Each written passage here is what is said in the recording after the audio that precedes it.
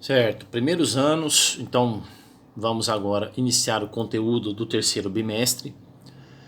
E aqui nós iniciaremos o nosso estudo analisando aqui as leis básicas do movimento, que são as leis de Newton. Bom, vamos fazer aqui vamos situar o nosso assunto. Percebam que o nosso primeiro semestre, ele foi todo dedicado ao estudo de alguns parâmetros que estão relacionados ao movimento. Nós vimos ali como calcular o deslocamento de um objeto em uma trajetória retilínea. Depois nós analisamos esse deslocamento levando em consideração o tempo que foi gasto, e assim então nós pudemos analisar a velocidade escalar de um corpo, se a gente podia dizer que ele estava lento ou rápido, de acordo com o tempo que ele gastava para fazer um deslocamento. E também vimos que é possível, quando um objeto muda a sua velocidade, ele está então em movimento acelerado. Quando um objeto acelerava, seja ganho ou perda de velocidade, gastava-se um tempo para isso. Então um objeto que tinha uma aceleração mais fraca é aquele que gastava muito tempo para desenvolver velocidade ou para parar. E aquele que tinha uma aceleração mais forte é aquele que fazia esse processo em menos tempo. Então nós vimos algumas dessas grandezas relacionadas ao movimento, Pois então, no entanto, em nenhum momento nós discutimos as causas do movimento. Em nenhum momento nós discutimos o que tem que ser, o que tem que acontecer ou não acontecer para que um objeto permaneça em repouso, para que ele permaneça em movimento uniforme ou para que ele acelere. Então é agora que vai começar a discussão sobre as causas do movimento. E as causas do movimento estão descritas aqui pelas leis de Newton, as famosas leis de Newton. Bom, então, no estudo das causas do movimento, no que rege o movimento, que faz ele alterar o seu estado de movimento ou não, vamos elencar aqui as leis de Newton. A primeira delas é a bastante conhecida lei da inércia. O que diz a lei ou o princípio da inércia? Vejam o texto, ela diz o seguinte: todo corpo em repouso tende a permanecer em repouso, e assim ficará a menos que uma força externa o obrigue a sair deste estado. Ok. Um outro enunciado diz aqui algo muito parecido: todo corpo em movimento tende a permanecer em movimento retilíneo uniforme, e assim ficará a menos que uma força externa o obrigue a sair deste estado. Esses dois enunciados estão dizendo coisas complementares. Olha aqui, um corpo em repouso tende a permanecer em repouso se ele não interagir com nada, se não houver nenhuma força resultante sobre ele. Assim como um objeto em movimento tenderá a permanecer naquele estado de movimento se nenhuma força resultante externa agir sobre ele. Então, isto aqui ocorre por causa da propriedade chamada inércia. A inércia de um objeto faz com que ele não altere a sua condição de movimento naturalmente, espontaneamente. Tem que haver uma influência de uma força resultante para que ele altere o seu estado de movimento. Por exemplo, essa caixinha parada, em repouso, se ela não interagir com nada, assim ela permanecerá, certo? Agora, o enunciado aqui também falou em movimento uniforme. Então, vejam que se eu colocar essa caixinha em movimento a uma certa velocidade, então eu vou fazer isso. Eu coloco ela em uma certa velocidade. Só que depois ela pode ser considerada como um corpo isolado. Nada mais vai interagir com ela. Ela então continuará em movimento uniforme. Do mesmo jeito que um objeto em repouso tende a permanecer em repouso, se nada o fizer sair dessa situação, um objeto em movimento uniforme também. A inércia diz exatamente isso, o conceito de inércia do corpo. Ele tende a ficar do jeito que ele está.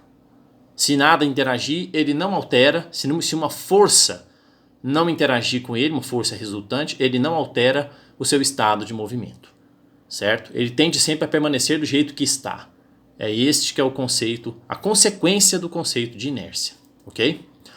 Bom, mas então, isso é quando ele não interage com nada, então ele tende a permanecer do jeito que está. Aí vem a pergunta, tá, mas se interagir? E se houver sobre ele uma força resultante? E aí, como é que eu analiso então o movimento? Aí nós vamos chegar na segunda lei de Newton. A segunda lei de Newton trata dessa situação. E se houver uma força resultante? Bom, então vamos lá. Força é uma interação capaz de alterar o estado de inércia de um corpo. Uma força resultante. Em outras palavras, a força é responsável por acelerar ou frear um objeto. Essa lei diz que a mudança de movimento é proporcional à força motora imprimida e é produzida na direção de linha reta na qual aquela força é imprimida. E a força então vai ser descrita por essa formulação matemática. Então vamos ver aqui. Percebam que o que ele está dizendo é o seguinte: para alterar o estado de movimento de um corpo, ou seja, alterar a velocidade, né, trocando em miúdos, fica sendo isso, alterar a velocidade. Eu tenho que imprimir uma força. Veja aqui, ó, aqui o objeto está parado. Quando eu imprimo uma força sobre ele, eu acelero o objeto. Então aqui eu acelerei ele. Aí depois que eu cessei as forças, ele entra em movimento uniforme de novo. Tá vendo? Isso quer dizer o seguinte: qualquer alteração que eu quiser fazer, então olha só, eu quero colocar mais velocidade, eu vou ter que acelerar o objeto. Então acelero ele mais um pouco, imprimo força para poder acelerá-lo. Aqui agora, não, eu quero pará-lo, eu vou ter que imprimir força sobre ele. Então força no sentido contrário, ele desacelera até diminuir a velocidade. Cessou a força, olha, ó, ele entra em movimento uniforme de novo. Para eu mudar de novo o estado de movimento, eu tenho que imprimir força novamente. Então acelerei ele para lá. Enquanto eu estiver ganhando ou perdendo velocidade, eu estou acelerando, né? Então essa mudança no estado de movimento, ou seja, para eu provocar aceleração no corpo e alterar o estado de movimento dele, é só mediante a ação de uma força. Aqui eu quero fazer ele retornar, então estou acelerando ele agora para a direita, eu tenho que aplicar força.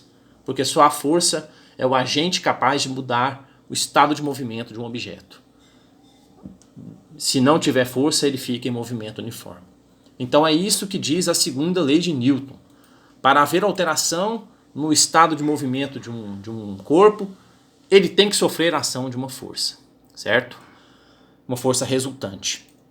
E ele vai acelerá-lo na direção da força que está atuando sobre ele, certo? Então, a formulação matemática para a segunda lei fica sendo a conhecida F igual a ma, onde a força atuante sobre um corpo pode ser calculada como produto da massa pela sua aceleração. Bom, aí aqui entra um conceito importante, eu estou falando em massa, não é? Olha, num movimento de translação, pessoal, a massa é exatamente a grandeza física que vai fazer o papel da inércia. Quanto mais massa, mais inércia, quando nós estivermos analisando o movimento de translação. Eu disse aqui na primeira lei de Newton que a inércia é que era a culpada, digamos assim, pelo objeto querer permanecer do jeito que está. Um corpo em repouso quer permanecer em repouso, e um corpo em movimento uniforme quer permanecer em movimento uniforme. Mas alguns objetos podem ter mais inércia do que outros, podem oferecer mais ou menos resistência às mudanças no seu movimento. Quem faz o papel da inércia na dinâmica aqui é a massa. Quanto mais massa, mais inércia. Então vamos avaliar aqui agora. Eu tenho aqui uma caixinha de 50 kg, como está marcando aqui, né? Pois bem, vejam que o cidadão aqui que vai imprimir a força, ele parece não encontrar muitas dificuldades, né? Quando a gente quer mover essa caixa. Vamos ver aqui. Seguinte. Veja bem que para acelerar uma caixa de 50 kg, olha só. Ele imprime aqui uma força de 500 newtons e ok, ele acelerou essa caixa. Vocês viram que tem uma certa dificuldade aí. Para desacelerar, ele também imprime força no sentido contrário e aí ok, ele desacelera essa caixa. 50 kg. Agora, e se nós aumentarmos aqui? Vamos colocar que a geladeira aqui é 200 kg, mais as duas caixas aqui em cima. Vocês viram que ele consegue fazer 500 newtons de força, né? Vamos ver o que esses 500 newtons de força fazem aqui agora. Percebam que ficou muito mais difícil acelerar uma massa maior. Justamente por isso. A massa é quem faz o papel da inércia na dinâmica newtoniana. Quanto mais massa, mais inércia. Quanto mais massa, é mais difícil de acelerar um objeto com massa maior, como vocês estão vendo aqui. Assim como também vai ser mais difícil desacelerar esse objeto. Quanto mais massa, mais inércia. Um objeto de massa maior é mais difícil de ter sua quantidade de movimento alterada. Perceberam? Então, não se esqueçam disso. A massa faz o papel da inércia aqui no movimento. Bom, quando vocês forem calcular essa força, massa e aceleração dos objetos, lembrem-se, força é medida em newtons, tá? Força em newtons, N maiúsculo. A massa tem que estar em quilograma, ok? E a aceleração, como nós já calculamos, e na cinemática, né, quando nós calculávamos a aceleração, em metro por segundo ao quadrado. Newton é uma unidade derivada dessas duas. Ó, massa vezes aceleração. Então, quilograma vezes metro por segundo ao quadrado, surge então o Newton. Certo? Newton é uma unidade derivada dessas duas aqui. Então, nas contas, não se esqueçam. Força em newtons, massa em quilogramas e aceleração em metros por segundo ao quadrado. Aí, para fechar, temos a famosa também lei da ação e reação, né, a terceira lei de Newton. O que essa lei está dizendo é o seguinte: as forças sempre aparecem aos pares. Se um corpo exercer força sobre outro, ele vai receber a mesma força de volta, de mesma intensidade, mesma direção, mas em sentido contrário. Como diz o enunciado aqui. Se o corpo A aplicar uma força sobre o corpo B, o corpo A receberá deste corpo, né, receberá de B, uma força de mesma intensidade, mesma direção e de sentido contrário. Então as forças sempre aparecem aos pares, tá, pessoal? Uma força exercida de A em B implica numa força de mesma intensidade exercida de B sobre A, só que no sentido contrário, certo? Essa então é a terceira lei de Newton.